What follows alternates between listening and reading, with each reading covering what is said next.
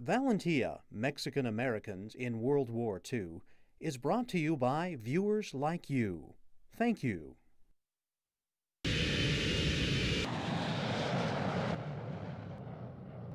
She's one of America's longest-serving and most distinguished fighting ships,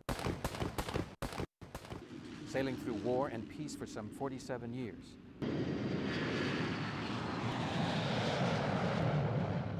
Now she's in retirement as a floating museum here on San Diego's waterfront.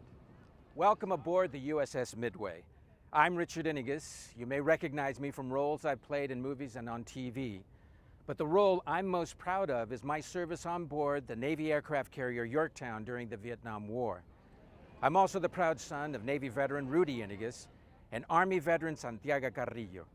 My parents, along with thousands of other Mexican Americans, answered this country's call during World War II. These were people often neglected in pre-war America, men and women who helped save this country, and in many ways found a better life in post-war America. This is their story, a story of dedication, sacrifice, patriotism, and valor. Valentia, Mexican Americans in World War II.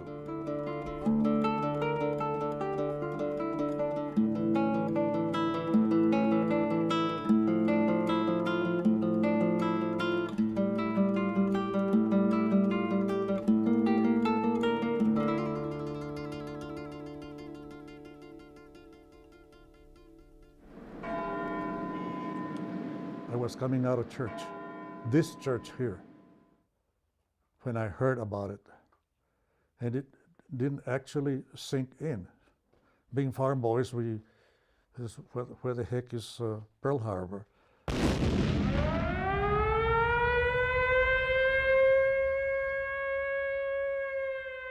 My mother thought I was too young. My father said, he's 18. He's a citizen, that's his duty. And I never thought otherwise, that I wouldn't go or that I shouldn't go. They were often relegated to Mexican-only neighborhoods, schools, theaters, churches. Yet hundreds of thousands of Mexican Americans signed up to serve in World War II. If you look at the statistics, you would have to conclude that 375 to 500,000 estimate out of a 2.69 million population is extraordinarily high. And remember that you also have Mexican American women serving in the armed forces, as well as Mexican nationals. I had friends from Connecticut, Arkansas, California, Arizona, just all over the states. I felt like I belonged to this family. Families with names like Correa and Ramirez sent all of their sons and even their daughters to join the Army, Navy, Marine Corps, and the Air Corps, or do their part here on the home front, giving so much, even their lives for this country. For many, the armed forces turned out to be a great equalizer, and as you will see, gave returning veterans the courage off the battlefield to fight for equal opportunity.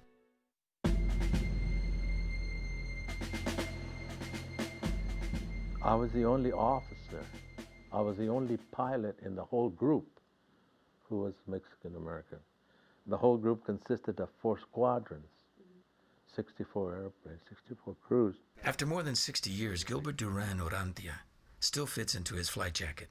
When World War II broke out, he was an Arizona college student, but he temporarily dropped out to join the Army Air Corps. I just went in because I thought that was the best thing for me and for the Army. They needed people who had 2 years of college, and I needed to be in some place that would challenge me rather than carry a rifle, say, across Germany or wherever. The young cadet flew a twin-engine bomber.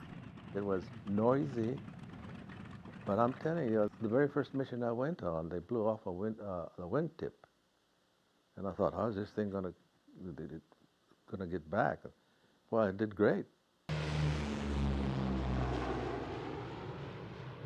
While discrimination in the armed forces was uncommon, it reared its ugly head on occasion, like the time Lieutenant Orrantia was asked to work with a young man named Ramirez.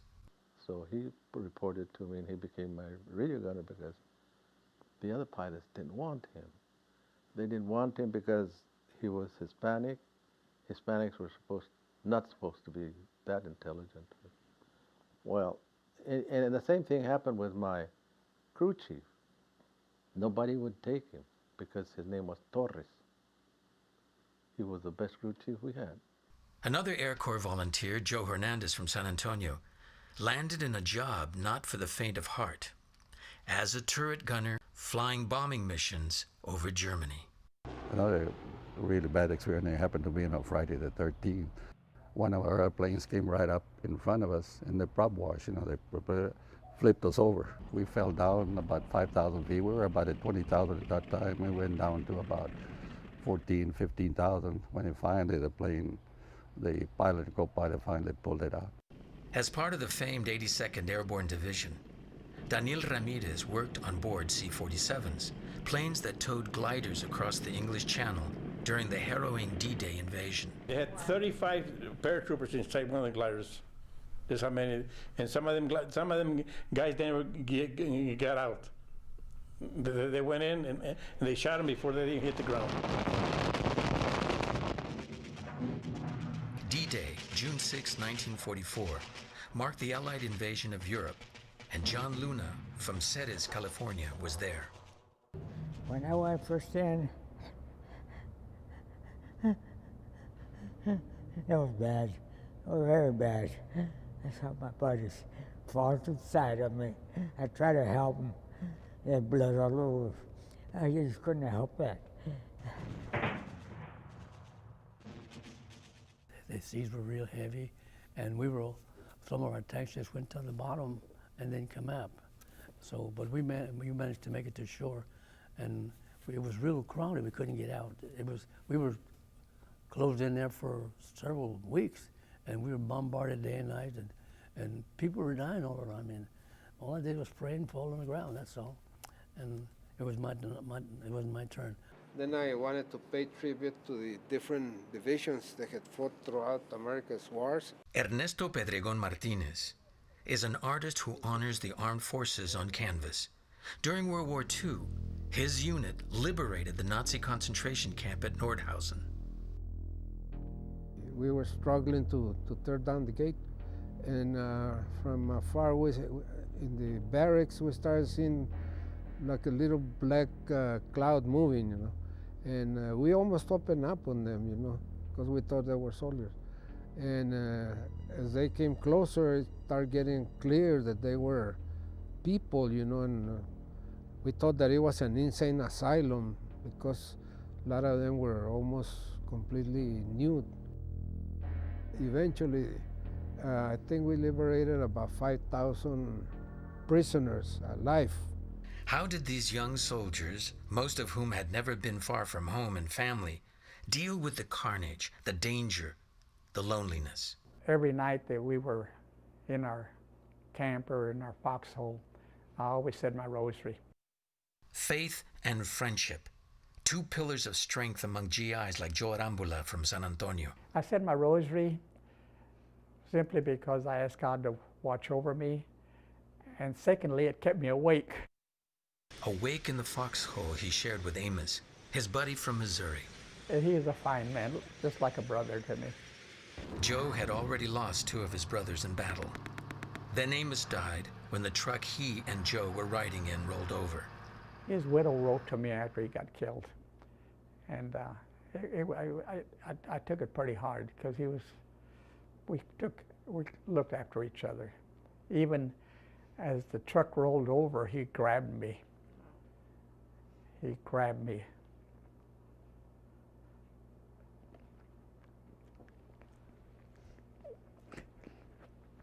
Then, well, after the first roll, I got knocked out. I don't even remember. But that's where he got killed.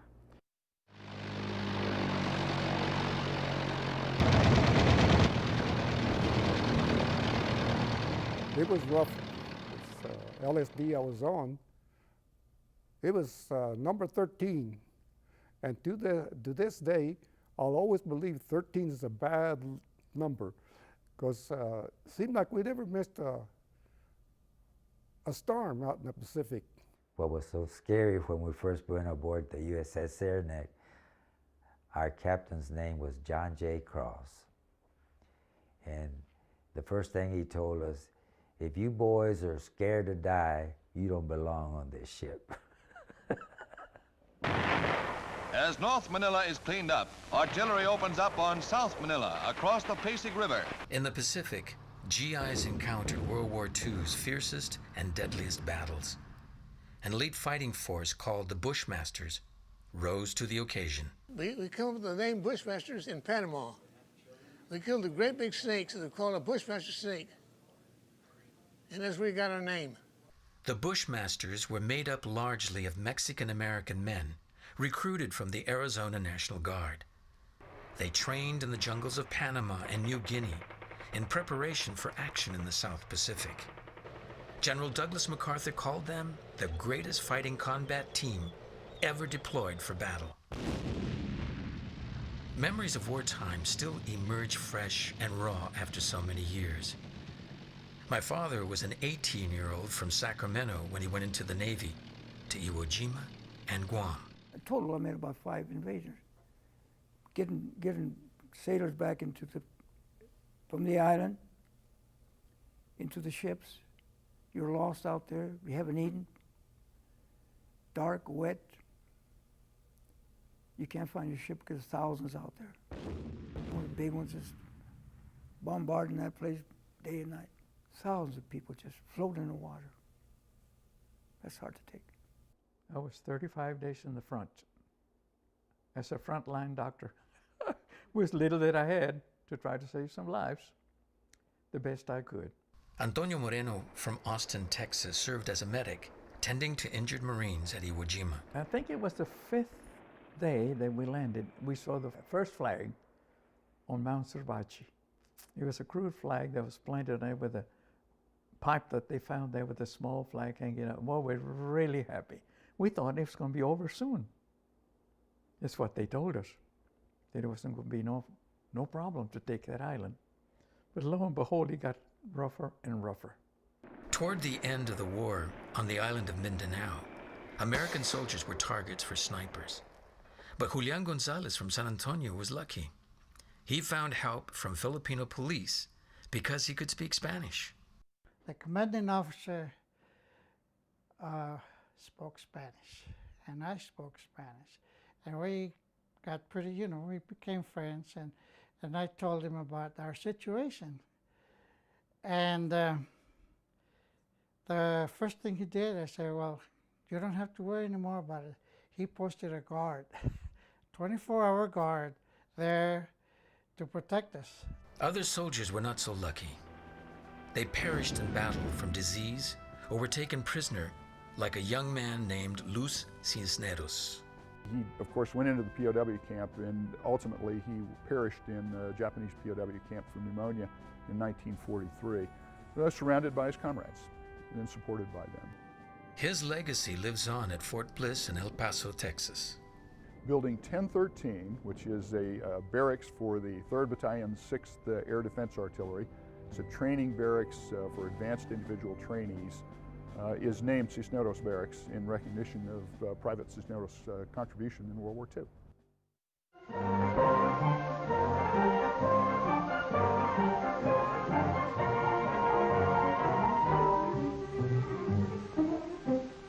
Dawn to dusk and back to dawn again. 3 8-hour shifts, one day. So much can be done in a day if Americans will keep their sleeves rolled up.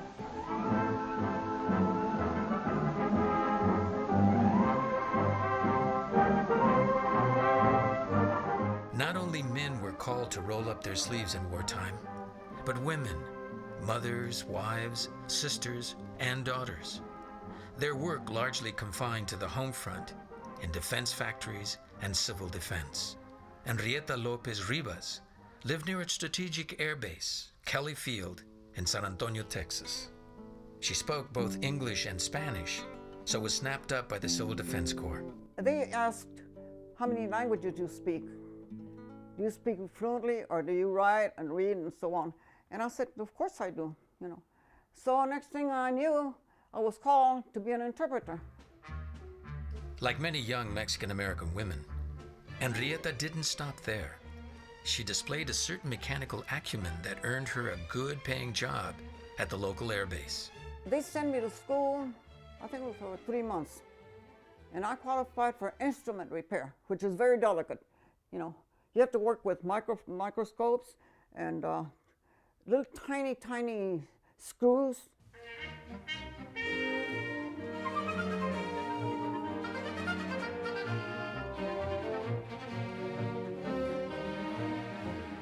I remember the victory gardens we used to have, and I remember the rationing of the food, sugar and meat and gasoline. In World War II, everyone pulled together with a sense of pride and shared sacrifice. People who had never picked up a shovel began growing some of their own food in victory gardens. They sold war bonds to raise money for military operations. Even children did their part. Little Rosa Ramirez Guerrero, who says she was born dancing, entertained soldiers in El Paso, Texas. We were like the Mexican-American Bob Hope show. We were bring up the morale of our troops. El Paso and Fort Bliss had the largest military base in the world here in Second World War. People don't remember that, but I do. And I remember all the soldiers coming downtown, and all you could see was nothing but khaki. And on Saturday nights, this big bus, Army color bus, would come and pick us up, and it was a thrill for us to go dance for them. And here she is, was selling poppies. Yeah. Look. Mothers and wives of servicemen did the lion's share of boosting troop morale. In Tucson and Phoenix, Arizona, La Asociación Hispanoamericana de Madres y Esposas published a newsletter called Chisme, or Chatter, that kept GIs up to date on news from home. And they sold bonds, lots of them. They raised over $1 million in war bonds. And this was in Tucson, and this is $1 million in 1940s. It's a lot of money for the war effort. Local churches stepped up to the plate, the collection plate, raising money for the troops and holding prayer vigils for their safe return. In Sacramento, California, a mother named Henrietta Andasola, with several sons and a son-in-law in uniform, recruited women to support servicemen from the Central Valley. She started an organization called the Mexican War Mothers. They tended to wounded soldiers in local hospitals, sent care packages overseas, and gave visiting GIs a welcome taste of home. I remember going with my mother and my grandmother to the USO here in Sacramento, and they would actually cook Mexican meals there at the USO so that the men could have good Mexican food. But the greatest legacy of the Mexican War Mothers is this: a silent sentinel modeled after a soldier, Diana's Uncle Joe, standing guard near the Capitol in downtown Sacramento. The statue really does honor the boys that died, the Mexican soldiers that died. That's really the significance of the statue, to honor the Mexican young men that died in the Second World War.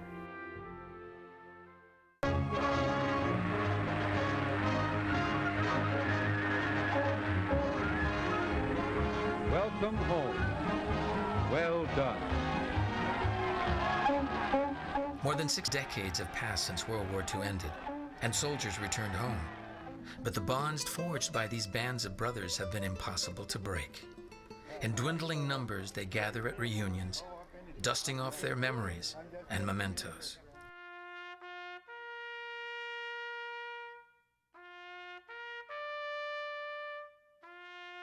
They faithfully attend events at American Legion Post 41 in Phoenix, established by Mexican Americans after the war.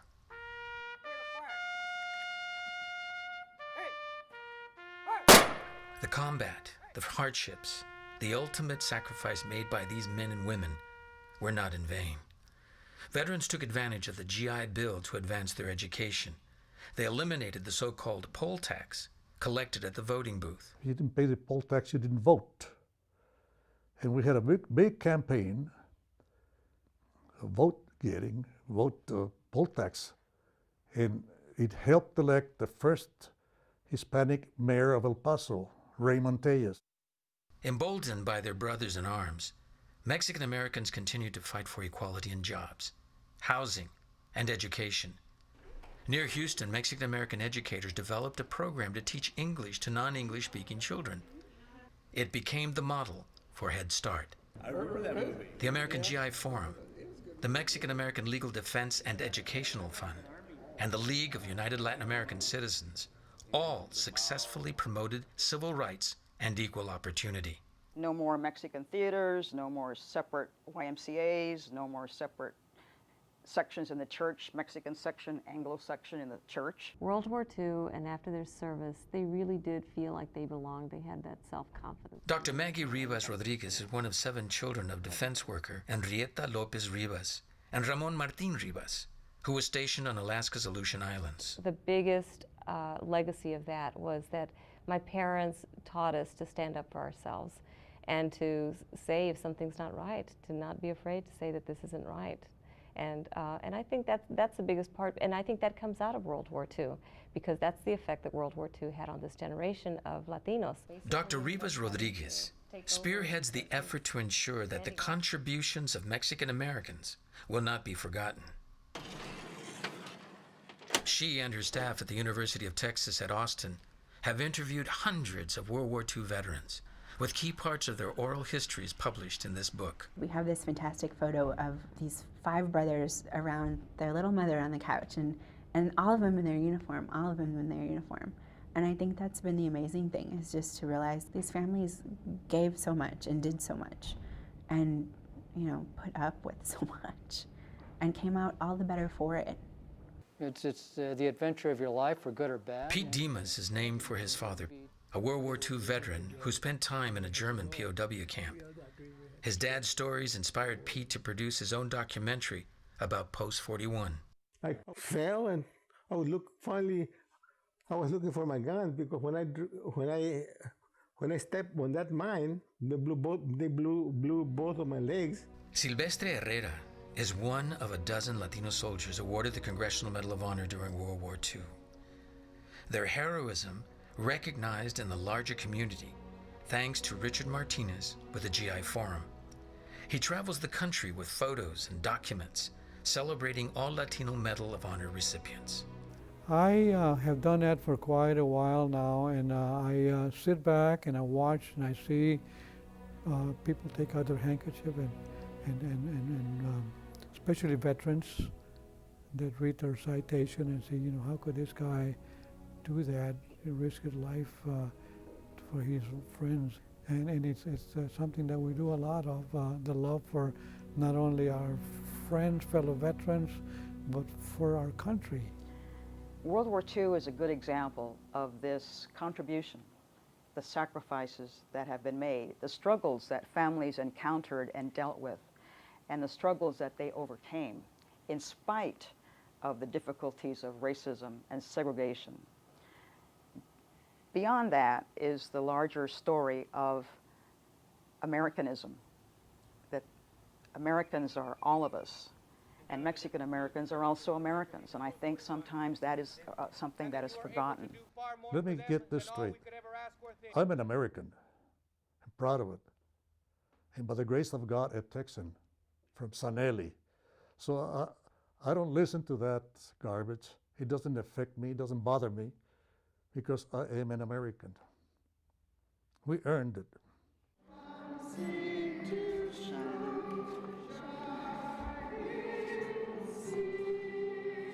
Now, at last, veterans and their fallen comrades are being honored for all they've given and continue to give to all of us. Because of them, our lives are free. Because of them, our nation lives. A nation's gratitude expressed in both public and private ways across the generations. This is a little essay that my little grandson, Michael Thomas Murphy, wrote. My grandpa is a proud American who served his country bravely. He is an American hero because he was in World War II as an Air Force pilot. He was one of the only Mexican-American pilots in the war. This love of this nation that didn't love them for so long is just amazing to me. It's amazing. So, I know I'm getting all upset, but you know, it's true.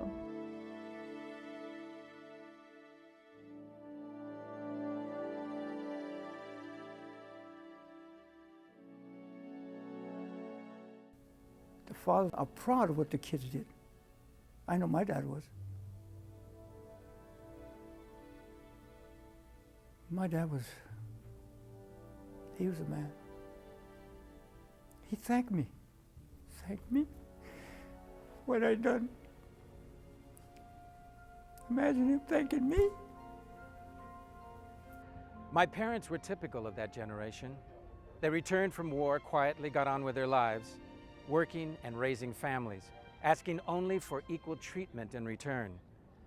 For me, as a Mexican American, I know that without my parents' service and the sacrifices of all the other Mexican Americans during World War II, my life, and yes, your life, would not be what it is today. Thanks for watching. I'm Richard Inigas. To find out more about Mexican Americans in World War II, visit our website at kvie.org/Valentia.